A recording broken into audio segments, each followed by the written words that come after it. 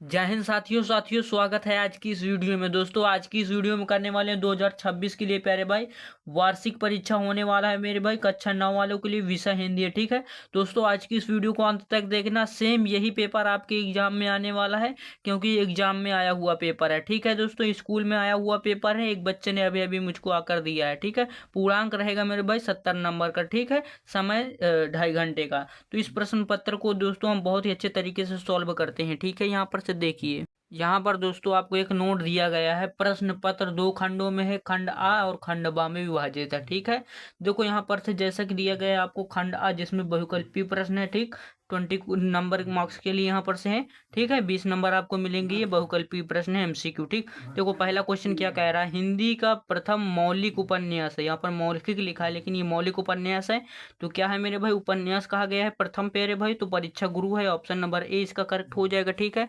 आपको ये बात पता होगी, ठीक है। अब देखो यहाँ पर से क्वेश्चन नंबर 2 आपको क्या कह रहा है, खड़ी बोली गद्य के जनक हैं। तो मेरे भाई भारतेंदु हरिश्चंद्र जी हैं मेरे भाई। ऑप्शन नंबर ए सही हो जाएगा, ठीक है। अब देखो यहाँ पर से क्या कह रहा है, क्वेश्चन नंबर 3, बात निबंध के लेखक हैं। ये मेरे भाई आपको पता होगा, हमारे फर्स्ट लेसन से आया हुआ है, पहला ही पाठ है, बात नामक पाठ। ये क्या है मेरे भाई, निबंध विधा की रचना है मेरे भाई। किसने लिखा है, Pratap Narayan Mishra. Option number A इसका करेक्ट हो जाएगा। अब यहाँ पर से 4 नंबर क्वेश्चन आपसे कहा है, हंस पत्रिका, हंस नामक पत्रिका का प्रकाशन किसने किया। तो मेरे भाई ये है हमारे भाई प्रेमचंद्र जी। क्या है मेरे भाई, Premchandra ji. Option number A इसका करेक्ट हो जाएगा, ठीक है। अब देखो यहाँ पर से क्वेश्चन नंबर 5 आपसे क्या कह रहा है, कह रहा है हमको बता दीजिए कबीर की रचना। तो मेरे भाई आपको पता है कि जो साखी है, शबद, रामायणी, ये तीनों इन्हीं की रचना है, यानी कि उपरोक्त में से सभी। ऑप्शन नंबर 4 सही हो जाएगा। यहाँ पर से कह रहा है मीराबाई किस काल की कवियत्री हैं। तो मेरे भाई आपको पता होना चाहिए, भक्ति काल की कवियत्री हैं, इतनी बात आपको पता होना चाहिए। रहीम की रचना, रहीम जी की भाषा आपसे पूछी गई है। तो मेरे भाई ये ब्रज भाषा की कवि हैं, ठीक। अब देखो यहाँ पर हिंदी का प्रथम कवि है। तो मेरे भाई सराहपा है। ऑप्शन नंबर ए सही हो जाएगा। गुरु नानक देव निबंध के लेखक हैं। तो मेरे भाई आपको एक बात पता होना चाहिए, गुरु नानक देव निबंध किसने लिखा है। तो आप सभी बच्चे जानते हैं, आचार्य महावीर प्रसाद द्विवेदी जी ने लिखा है। ऑप्शन नंबर बी सही हो जाएगा, ठीक। यहाँ पर से देखो अगले पेज में क्वेश्चन नंबर 10 कह रहा है, दीपदान एकांकी के में पात्रों की संख्या, यानी कितने लोग हैं जो दीपदान एकांकी में शामिल किए गए हैं। तो मेरे भाई उनका नाम आता है मेरे भाई, कितने हैं, 5 हैं, ठीक। ऑप्शन नंबर ए सही हो जाएगा, ठीक। इस पर मैंने दोस्तों एक स्पेशल वीडियो बना रखी है, आप देख सकते हैं, या फिर आप कमेंट कर दीजिएगा, एक मैं नई वीडियो भी बना दूंगा, ठीक है। क्वेश्चन नंबर 11 है, छायावाद युग के प्रवर्तक हैं। तो मेरे भाई आपको पता होगा कि जयशंकर प्रसाद भी हैं, यहाँ पर से महादेवी वर्मा भी हैं, यानी कि दोनों ऑप्शन में है। ये ऑप्शन एक कर टिक कर दीजिएगा, कोई भी एक सा, और उसका एक आपका आंसर सही हो जाएगा, ठीक। अब देखो यहाँ पर से क्या हो जाएगा, यहाँ पर 12 नंबर भारतेंदु की रचना है, भारतेंदु की रचना पूछी गई है। तो मेरे भाई इनमें से कौन सी हो जाएगी, तो आपको पता है भारत दर्दुसार, ठीक। अब देखो यहाँ पर से 13 नंबर क्वेश्चन, मैथिली शरण गुप्त किस काल के कवि हैं। तो आपको एक बात पता होगा कि मेरे भाई द्विवेदी युग के कवि हैं। ऑप्शन नंबर बी सही हो जाएगा।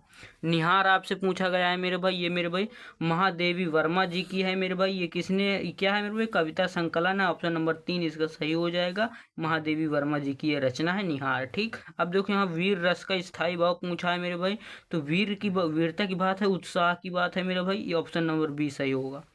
चौपाई के प्रत्येक चरण में होती है मेरे भाई 16 मात्राएं होती हैं, और इसमें 4 चरण होते हैं। कितने चरण होते हैं, 4 चरण होते हैं, यानी कि कुल मिलाकर 64 मात्राएं होती हैं इसमें चौपाई छंद में, ठीक। अब देखो इसमें मेरे भाई ये सममात्रिक छंद है, ये भी मेरे भाई कई बार एग्जाम में आता है, ठीक। अब देखो जेठ का तत्सम आपको बताना है, ठीक। तो यहाँ पर से क्या होता है, ज्येष्ठ होता है मेरे भाई। ऑप्शन नंबर ए सही हो जाएगा, ठीक।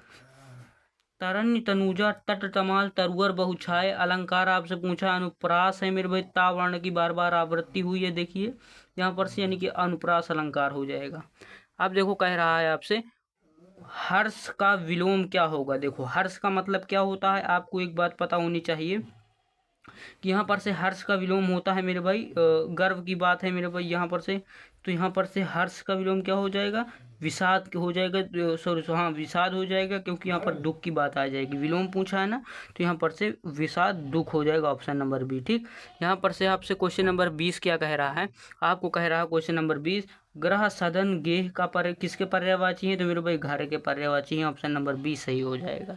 अब देखो यहाँ पर से आता है अब आपको पैसेज वाला क्वेश्चन। इस पैसेज के क्वेश्चन से आपको रिलेटेड आपको यहाँ पर से पेपर में आता है, इसको अभी आपको देख लेना है अच्छे से।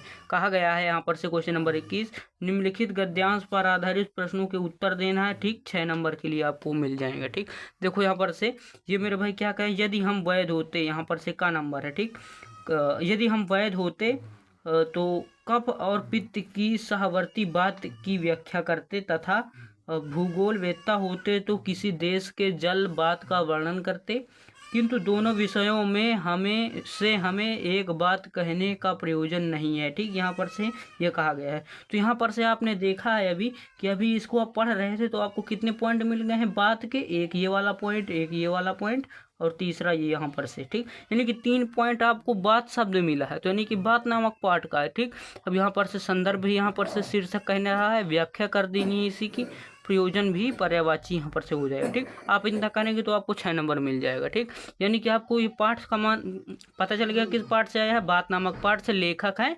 प्रताप नारायण मिश्र। ठीक है, पहले पाठ से आया हुआ है। मेरे भाई आपको इतनी बात पता होनी चाहिए। ठीक, अब देखो यहाँ पर से अथवा में भी अगर ये नहीं आ रहा है तो अथवा में भी आपको एक दिया गया है मेरे भाई, वो भी एक गद्यांश है, उसको भी आप कर सकते हैं अगर ये ना आ रहा हो। ठीक है, आप देखो यहाँ पर से दोस्तों, आपको यहाँ पर से अथवा में भी करके यहाँ पर से आपको दिया हुआ है। अगर वो का नंबर नहीं आ रहा है तो ये मेरे को खा नंबर करिए। क्या कह रहा है, गुरु के जीवन काल में उनका प्रभाव सूर्य के समान फैलने लगा था। उनसे मन में किसी के प्रति राग द्वेष नहीं था, उन्होंने किसी की निंदा नहीं की और एक परमात्मा को छोड़कर किसी की स्तुति भी नहीं की। ये मेरे भाई आपको पढ़ा कर भी पता चल गया होगा किस पाठ से आया हुआ है, और नहीं पता चला है तो मेरे भाई ये वर्ड से तो आपको पता ही चला होगा, ये शब्द गुरु से। ठीक, यानी कि गुरु नानक देव नामक पाठ का है, इसके रचयिता आचार्य हजारी प्रसाद द्विवेदी हैं। ठीक, तो यही आपको शीर्षक यहाँ पर से वो क्या लिखना है, संदर्भ लिख देना है, व्याख्या कर देनी है, और यहाँ पर से गुरु के पर्यायवाची लिखना है, आचार्य, इस प्रकार आपको कुछ लिख देना है। ठीक, यहाँ पर से अब देखो यहाँ पर से ये मेरे भाई आपके 6 नंबर कंप्लीट होते हैं। ठीक है, 6 नंबर आपके कंप्लीट हो जाएंगे। अब यहाँ पर से इसी प्रकार का दोस्तों सेम यही पेपर आता है हमारे पद्य से। अभी तक वो गद्य से था, अब ये पद्य से आता है यहाँ पर से दोस्तों। अब देखो क्वेश्चन नंबर 22 में वहाँ पद्य से निम्नलिखित पद्यांश पर आधारित प्रश्नों के उत्तर देना है। ठीक, 6 नंबर के लिए ये भी है। देखो यहाँ पर सतगुरु हमसु रीझ कर एक कहा प्रसंग, बरस्या बादल प्रेम का भीज गया सब अंग। ठीक, यानी कि सतगुरु हमसे प्रसन्न होकर, रीझ कर प्रसन्न होकर कहते हैं, ये कहते हैं प्रसंग कहते हैं, बरस्या बादल प्रेम का, जिससे प्रेम रूपी बादल बरसने लगता है और हमारा एक अंग अंग भीग जाता है। ये इसका अर्थ लिख देना है मेरे भाई। और देखो यहाँ पर से रेखांकित अंश नहीं किया गया है। ठीक, तो यहाँ पर से अब इतना पूरा रेखांकित अंश है, आपको जितना है उतना लिख देना है। ठीक, और दोस्तों एक बात आपको बता दें कि इसमें जैसे रेखांकित अंश ज़्यादा है तो आप इसको मत कीजिए, इसको भी कर सकते हैं। ठीक, अब देखो इसमें सबसे पहले क्या कहा गया है, दोहे का संदर्भ लिखना है। ठीक, अब देखो दोहे का संदर्भ तब आप लिखेंगे जब इसका पाठ के लेखक पता हूँ और हमको क्या पता हूँ, पाठ पता हो। तो ये मेरे भाई साखी नामक पाठ से लिया गया है। इसके मेरे भाई क्या है, कवि, पद्यांश में क्या होता है, कवि होता है, यानी कि इसके कवि कौन है, कबीरदास जी हैं। ठीक, यहाँ पर से क्या हो जाएगा, रेखांकित अंश की व्याख्या कर देनी है, अभी अभी आपको बताया है, बादल के पर्यायवाची लिख देना है। ठीक, अब यहाँ पर से अगर ये नहीं आ रहा है ये वाला पैसे, तो आप इसको लिखिए मेरे भाई, ये अथवम करके, ये मेरे भाई यहाँ पर से रेखांकित अंश भी बहुत छोटा है। ठीक, एक लाइन का। देखो, जो रहीम उत्तम प्रकृति का कर सकत कुसंग, चंदन विश्व व्यापत नहीं लपटे रहत भुजंग। ठीक, अब यहाँ पर से इसका अर्थ क्या है, जो रहीम यानी कि जो व्यक्ति उत्तम प्रकृति का होता है उसके मेरे भाई कुसंगत, उसकी बुरी संगत कुछ नहीं कर पाता। इसी प्रकार जैसे किस प्रकार, जैसे क्या कहते हैं, चंदन में बहुत से जहरीले सर्प क्या भुजंग यहाँ पर से लपटे होते हैं, लेकिन उसका जो गुण होता है ठंडक का, शीतल, वो कहीं जाता नहीं है, वो अपना गुण नहीं छोड़ता। ठीक, अब देखो यहाँ पर से ये किस पाठ का है, रहीमदास ने इसको लिखा है, और ये मेरे भाई किसका है, दोहा नामक पाठ से लिया गया है। ठीक, यहाँ पर से इसका भी लिख दीजिए मेरे भाई। प्रस्तुत पद्यांश का संदर्भ लिखना है, रेखांकित अंश की व्याख्या करनी है, यानी कि ये जो रेखांकित अंश है ये वाली रेखा वाली लाइन का, और भुजंग के पर्यायवाची सर्प के लिखना है। ठीक, इस प्रकार। अब देखो यहाँ पर से इतना करने के बाद आपको कितना 6 नंबर पक्का हो जाएगा।